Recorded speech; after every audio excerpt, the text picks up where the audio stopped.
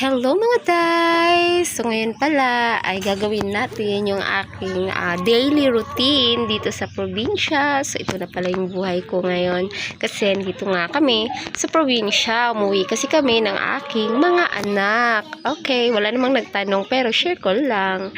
At ito na nga, sa umaga nga ay nagwawalis ako ng paligid para malinis. Kasi dito nga sa probinsya ay nakasanayan na talaga na pagising mo sa umaga is magwawalis. At ngayon naman maraming tutong kasi nga nagtitiktok ako habang nagsasaing. So ayan, may pagkain yung manok kaya magpasalamat sila sa akin. Pagkatapos ko nga gikumot-kumot sa aking malaking kamot, yung tutong ay kinakain ko na sa mga manok kasi nga ayan yung pagkain nila kapag maraming tutong sa umaga at sa hapon. Kaya tinawag ko na sila kasi may libreng pakain si Manilyn. At ayan na nga, nagsilapitan na yung mga alagang manok. Ayan. Ang dami na nila, party! So pagkatapos kong magpakain sa manok ay doon naman ako sa mga alagang baboy ni Papa. Kasi yun naman yung aking another job. Wow, job? May trabaho yarn? At ayan na nga, sa umaga pala ay linisin muna natin yung kanilang bahay. Okay, so yan pala ay maliit na piggery. Okay, wow, English. Maliit na bahay ng aming babuyan. Wow, ng akin. Babuyan ng aking papa.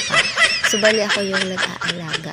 And sa umaga, linisin muna natin yung kanilang bahay para malinis, maginhawa.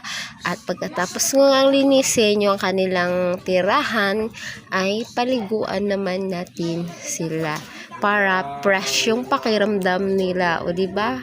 Buti pa yung baboy naliligo. Uy, ikaw kaya? Joke lang. Nandadamay. And ayan na nga, pagkatapos ko ng paliguan, ay ready ko naman yung kanilang pagkain. Pero matagal ako matapos maglinis kasi nga dalawang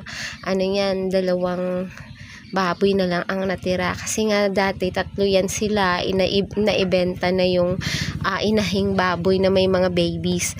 At ito na lang natira, mommy pigs. Pregnant yan, buntis siyang dalawang pig na yan. And inaalagaan ko nga kasi pag nanganak yan, alam mo na. O, diba? Licho na yan. Joke lang. At ayan nga, hinihilod-hiluran ko nga sila kasi nga, hindi lamang po baboy yung nakatira dyan sa taas, mayroon ding manok na natutulog sa gabi. Tapos kapag nag-iipot or nagpupups yung manok, so ayun, shoot the ball sa likod ng baboy. Kaya hiniluran ko yung baboy kasi meron siyang ipot ng manok, o diba? So nagpapahilo din naman yung babski. At ayan na nga,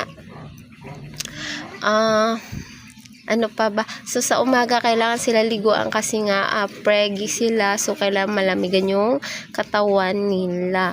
So umaga, tanghali, hapon sila paliguan, and minsan sa umaga at hapon lang sila paliliguan. At pagkatapos ng linisin yung kulungan ay ready naman yung pagkain. Pero teka lang, ikwento ko muna sa inyo yung ginagamit namin yan pang palinis ng ng tirahan nila ay yung ayan, ganyan. Kasi para mabilis, hindi mo na kailangan gumamit pa ng walis. So yung ganyan po talagang ginagamit kapag may piggery. Walang nagtatanong. And ayan na nga, so niready ko na yung pagkain, yung food nilang dalawa, kasi dalawa na lang yung pinapakain natin for today's video kasi nabenta na nga yung isa. So magkaiba yung kulay ng kanilang tawag dyan, feeds. Kasi nga, magkaiba yung may-ari niyan. So, ayun na nga, pinakain ko na silang dalawa. At gutom na nga yan sila. Kasi umaga yan. So, umaga ko silang pinaliguan. At ayan na nga, kumakain na sila at nagpapasalamat na sila sa akin. O, diba? So, hanggang dito na lang po. Maraming salamat sa panood. God bless!